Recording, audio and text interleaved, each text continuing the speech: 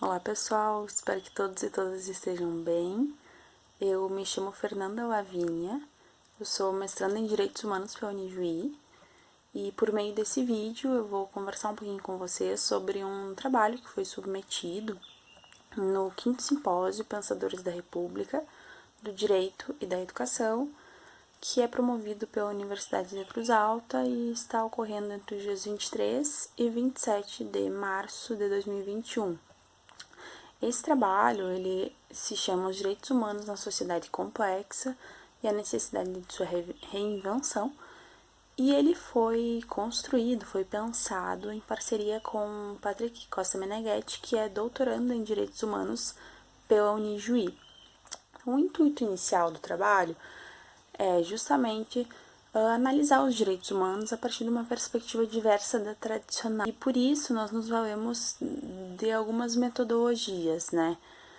A nossa pesquisa é qualitativa, considerando os direitos humanos enquanto um tema de alta complexidade, né? E o método de abordagem que nós utilizamos é o dialético, tendo em vista que a produção tendo em vista, né, que uma produção cultural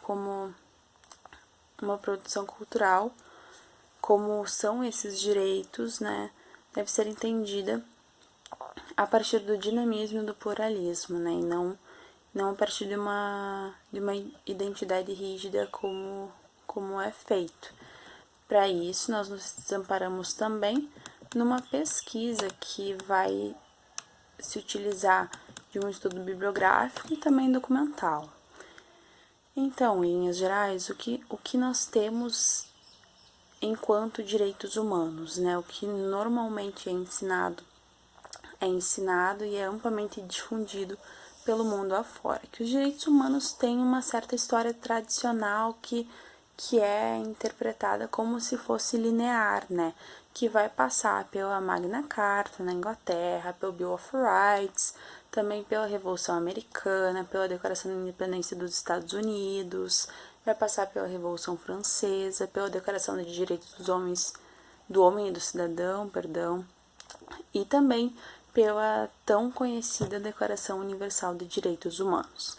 Só que se nós pararmos para analisar tudo isso, nós vamos verificar que tudo parte de um lugar comum, né, que é a partir da Europa, ou então avançando no máximo até os Estados Unidos, e em especial quando nós tratamos da Declaração Universal de Direitos Humanos, apesar dela prever vários direitos, a gente vai perceber que ela vai funcionar como um enunciado assim de ética, de padrão mundial a ser seguido, né? Só que o cerne dela está em uma região muito específica que normalmente foi a responsável ao longo da história moderna por enunciar vários padrões ou então decidir se alguém deve ou não ser escravizado. Então, a Declaração Universal de Direitos Humanos, em especial, que é quem atualmente tem maior destaque, né, no âmbito internacional, que vai coagir os países a agirem de determinada forma, ela surgiu em 10 de dezembro de 1948, né, e ela tem, de fato, uma pretensão de universalidade de ética internacional. Só que é engraçado nós pensarmos que, apesar dela prever, por exemplo, a liberdade, direitos como a liberdade das pessoas, né, como a igualdade, ela surge em um período em que praticamente todo o continente africano ainda era colonizado. Então, existe uma dualidade, assim, entre o que se fala e o que ainda se pratica por alguns países que, inclusive, encabeçaram essa declaração. Então, a nossa pretensão por meio desse trabalho é justamente analisar os direitos humanos a partir de uma perspectiva um pouco mais crítica do que aquela que normalmente é difundida, em especial em função dessa universalidade quase compulsória a eles atribuídos, né, que acaba por desconsiderar várias questões que não foram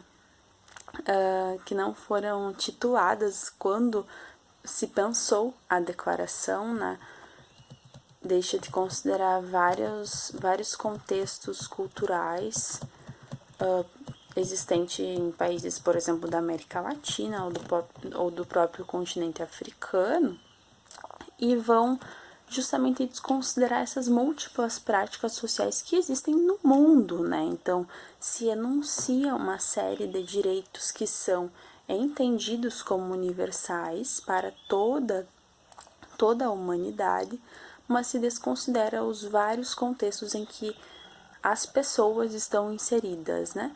E a partir disso, ao desconsiderar esses contextos, deixa de considerar também as condições de viver daquelas pessoas, de produzir, de existir, de pertencer a uma comunidade, ou mesmo a um código cultural que é criado em alguns povos de uma forma bastante específica, muito diversa daquela enunciada na declaração, né?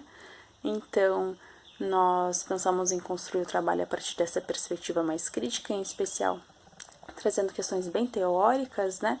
Considerando que é um assunto que ainda se fala pouco assim a nível de graduação, porque normalmente nós pensamos na história tradicional, né, como normalmente é ensinada e como é difundida aí pelas mídias sociais também, e é essa a nossa pretensão.